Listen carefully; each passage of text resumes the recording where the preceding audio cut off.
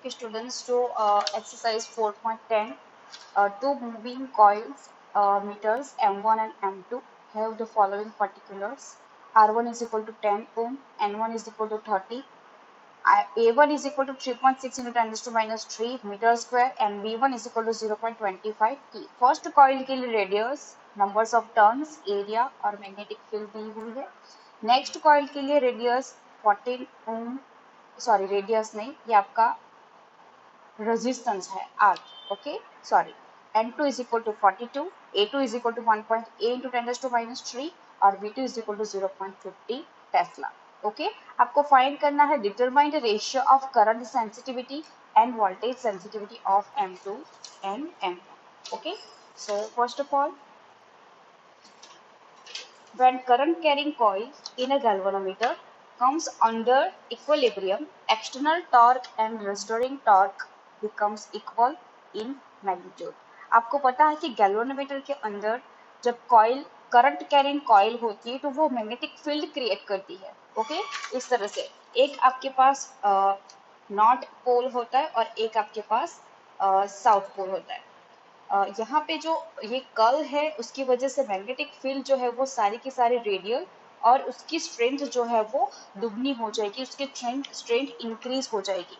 यहाँ पे कॉइल रखी जाती है और ये जो है पूरा आईएम कॉर्ड का बना होता है, ये आप थ्योरी में पढ़ चुके हो. ठीक है, तो ये कॉइल जो है इसके अंदर आपके पास टू कॉइल है और कॉइल के ऊपर नंबर्स ऑफ टर्न्स है जो आपको दिया हुआ है. ओके, जो ये जो कॉइल है जिसकी वजह से मैग्नेटिक फील्ड के अंदर अगर आप कोई भी कॉइल रखोगे, कोई भी इसके पास अगर आप मैग्नेटिक फील्ड होगी और कहीं पे भी आप इसको रखोगे तो ये इसको ना टॉर्क लगेगा, बिकॉज ये रोटेट करेगी अपने एक्सिस के अराउंड.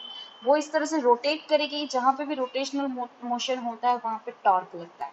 ठीक है, तो यहाँ पे टॉर्क जो है वो टू टाइप्स के होंगे. फर्स्ट इज मैग्नेटिक फील्ड के कारण, सेकेंड जो आपने हुक्स लॉ में पढ़ा था कि जैसे स्प्रिंग को आप कंप्रेस करते हो इस तरह से दब जाती है, तो जितना फोर्स लगाओगे उतना ही उसकी लेंथ डिक्रीज होगी.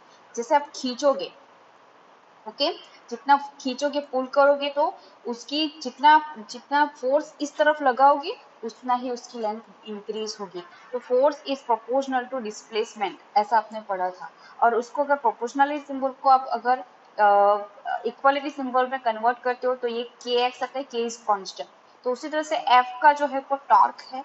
यहाँ पे डिस्प्लेसमेंट की जगह पे रोटेशनल होता है तो थीटा के अकॉर्डिंग सब कुछ चेंज होगा. तो यहाँ पे थीटा मतलब 5 और के एज इट इज. तो ये रिस्टोरिंग फोर्स. और एक्सटर्नल टॉर्क इन गैल्वेनोमीटर आप पढ़ चुके हो, वो है बीना, मतलब BINA.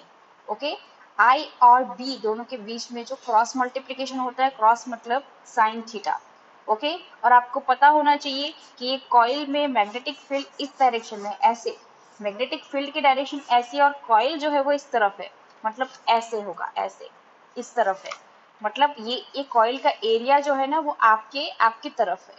तो मैग्नेटिक फील्ड इस डायरेक्शन में, एरिया इस डायरेक्शन में, मतलब दोनों के बीच में एंगल जो है वो 90 बन रहा है और साइन 90 इज 1. तो यहाँ पे ये 1 हो जाएगा. तो आपको क्वेश्चन क्या मिलेगा, BNA is equal to K5. Okay, तो यहाँ से अगर मैं 5 अपॉन आई करूँ, 5 ये इस आई को मैं यहाँ पे लेके आऊँ तो ये क्या रह जाएगा, BNA अपॉन के. तो इसको क्या बोलेंगे हम, करंट सेंसिटिविटी. ठीक है. उसी तरह से वोल्टेज सेंसिटिविटी किसको बोला जाता है, तो 5 अपॉन V को वोल्टेज सेंसिटिविटी बोला जाता है. ओके, बट यहाँ पे K जो है वो दोनों कॉइल के लिए कांस्टेंट होगा, बिकॉज इसका नाम ही कांस्टेंट है, K कांस्टेंट है. तो 5 अपॉन I जो है वो किसके प्रोपोर्शनल है, BNA. इसको ना मैंने एक नाम दे दिया है, करंट सेंसिटिविटी, करंट का I और सेंसिटिविटी का S, इसलिए ऐसा ही रख दिया है. तो अगर फर्स्ट कॉइल के लिए करंट सेंसिटिविटी होगी तो वो SI1, it is B1 F1 N1 A1. और सेकेंड कॉइल के लिए जो सेंसिटिविटी होगी वो B2 N2 A2. तो इस तरह से मैंने ये फॉलो किया है. देखो,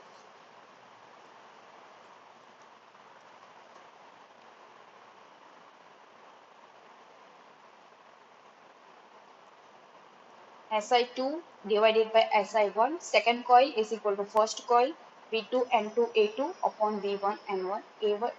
ओके तो सारे वैल्यूज जितनी भी दी है वैल्यू पुट की है, तो आपको जो इक्वेशन है वैल्यू जो है वो आपको मिलेगा 1.4। ओके देन आफ्टर आपको क्या फाइंड करिए, रिफ्लेक्शन पर यूनिट वोल्टेज। जैसे कि रिफ्लेक्शन पर यूनिट करंट था, इसको हम करंट सेंसिटिविटी बोलते थे, उसी तरह से displacement sorry reflection per unit voltage, voltage होगा तो इसको हम बोलेंगे वोल्टेज सेंसिटिविटी। ठीक है तो 5/V जो है वो वोल्टेज सेंसिटिविटी है, सेंसिटिविटी का एस, वोल्टेज का V। बट ओम्स लॉ के अकॉर्डिंग आपको पता है कि V इज इक्वल टू क्या होता है, V is equal to IR होता है। तो 5 इज इक्वल टू IR हो गया, 5 upon IR। But we know that कि 5 अपॉन I तो करंट सेंसिटिविटी है, आपने देख चुके हो आपके current sensitivity is equal to 5/I होता है। ठीक है तो अगर 5/I is equal to current sensitivity है, तो यहाँ पे मैंने SI पुट किया, divided by R as it is रहेगा। ओके तो वोल्टेज सेंसिटिविटी सेकंड कॉइल के लिए divided by voltage sensitivity for first coil.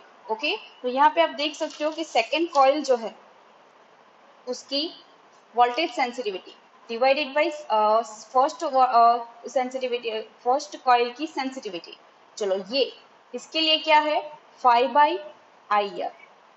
Okay V is equal to IR होता है ना, तो 5/V इज इक्वल टू मैंने क्या किया, V की जगह पे IR रखा, is equal to 5/IR। Okay ये जो है वो फर्स्ट कॉइल की सेंसिटिविटी, ये सेकंड कॉइल की सेंसिटिविटी। तो क्या आप ऐसा लिख सकते हो, SI2 upon R2 divided by SI1 upon R1, क्यों नहीं लिख सकते हो। तो SI2 divided by R2 upon SI1 upon R1, इसको ना एज इट इज रखो, SI2 अपॉन R2 इसको एज इट इज रखो। चलो अभी ये जो है वो तो बेस में ही रहेगा, बिकॉज ये बेस में ही है, तो ये बेस में ही रहेगा। बट बेस का बेस ऑलवेज ऊपर चला जाता है, तो इस तरह से होगा। ठीक है सो SI2 into R1, R2 into SI1, आप ऐसा भी लिख सकते हो, SI2 upon SI1 into R1 upon R2। But आपके पास SI2 अपॉन SI1 की वैल्यू तो है, ये जो आपने पुट की फाइंड की, SI2 upon SI1 is equal to क्या आया, 1.4। तो 1.4 आप यहाँ पे पुट कर सकते हो, सॉरी यहाँ पे आप पुट कर सकते हो 1.4। और R1 इज इक्वल टू आपको दिया हुआ है, R1 इज इक्वल टू है 10 और R2 इज इक्वल टू है 40। तो ये वैल्यू आप पुट करोगे, आंसर इज 1।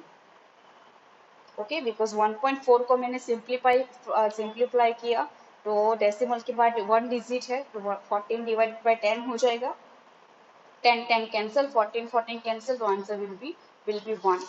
जैसे कि करंट सेंसिटिविटी की वैल्यू आई थी आपकी 1.4, उसी तरह से वोल्टेज सेंसिटिविटी की वैल्यू क्या है आपकी 1। ओके